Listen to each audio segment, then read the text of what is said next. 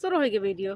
अब कहा एक रही सास पतोहू, सास बड़े शासन में रखत रही पतोहू का, तो पेट भर खाना ना दिए, जब दिए थोड़ा बड़ा दे दिए अपना काम करो।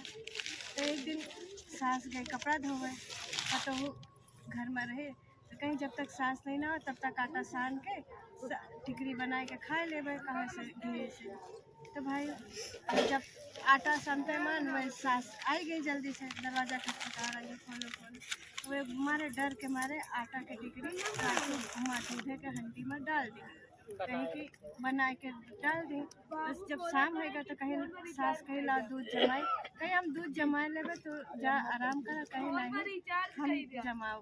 तो जब दूध जमा बैठी तो जो आटा के लोई रहा साथ मोहर बन गए।